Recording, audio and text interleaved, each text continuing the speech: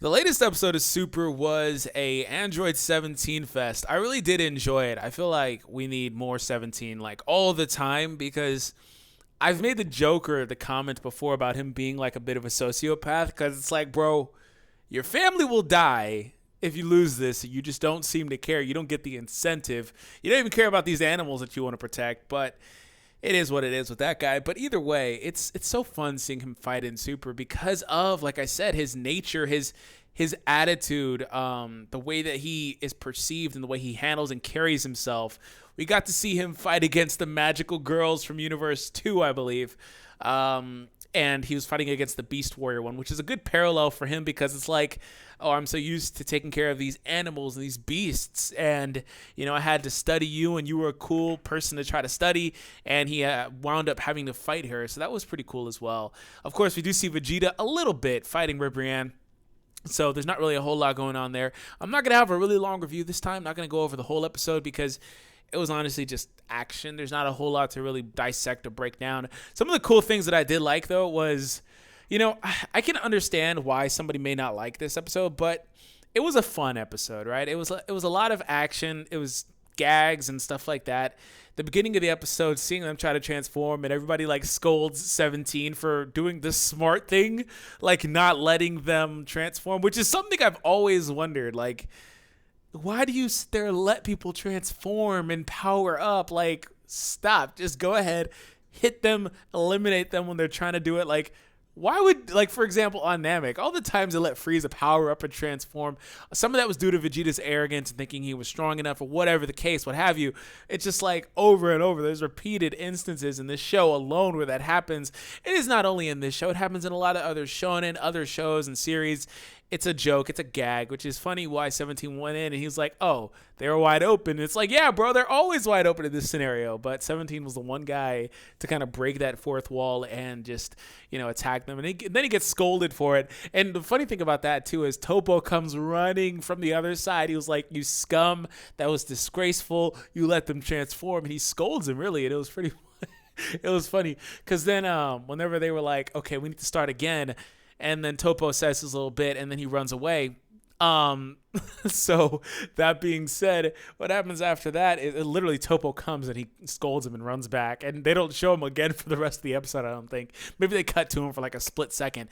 But aside from that, another thing that happens there is they have to recant the whole like quotes up ritual with their god of destruction, the chick over there. Just basically, I'm never gonna get these names, so forgive me. I could take notes and get the names that way, but I feel like it's more natural if I just talk from the top of my head because I'm not trying to be like a professional at this. It's just me talking to you guys and marking out about the episode. So with their chick over there, basically the god of destruction, basically narrating everything, the entire episode, by the way, and they literally have to start over, and Beerus and Champa are like, really, from there? You couldn't just start over from like the middle where you're about to transform. They have to start all the way over.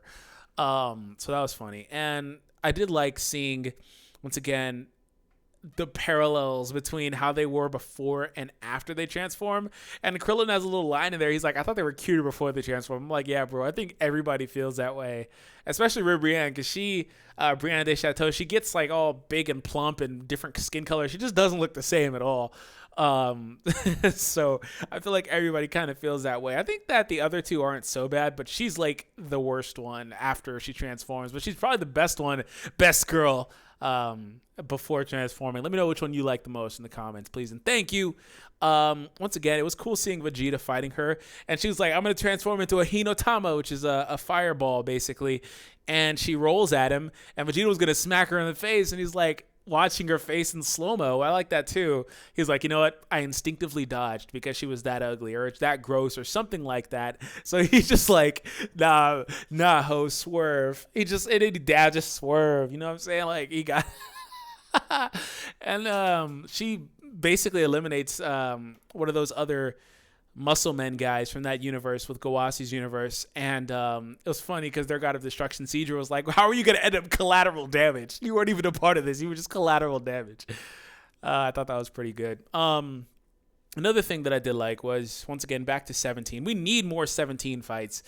I liked how Android 18 was just kind of watching. She's like, oh, you're getting kind of bodied. Do you need some help? And he just freaking, before that, he had basically let the. They said her name like 50,000 times, and I forgot her name already. It's because I waited like an hour before recording this. I would have known it. And funny thing, I sat there and I was like, I'm gonna remember her name for the review, and I just don't remember. I was like, I could take notes. Nah, don't want to. Either way, the Beast Warrior chick, they let her sit there and bounce around from all the rubble, and it's basically her best type of atmosphere for fighting. And 17 just kind of stands there, and he innates his barrier, and it's like, oh. It's funny that you thought you had a chance. And I'm like, damn, 17 is a savage, bro. And then he basically makes his barrier rotate, and he throws her out of bounds. And he throws her up, and I think he kicks her. And then one of the winged characters from their universe saves her. He then eliminates and destroys, by the way, he destroys the winged beast character that's flying there. He destroys her before he eliminates the one that he was fighting initially.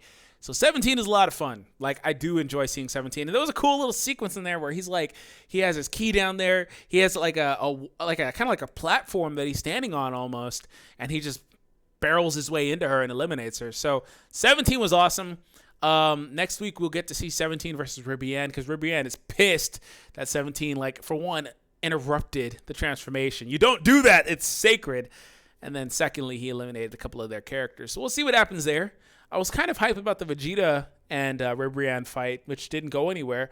Pretty sure that actually is a part of the opening or outro sequence.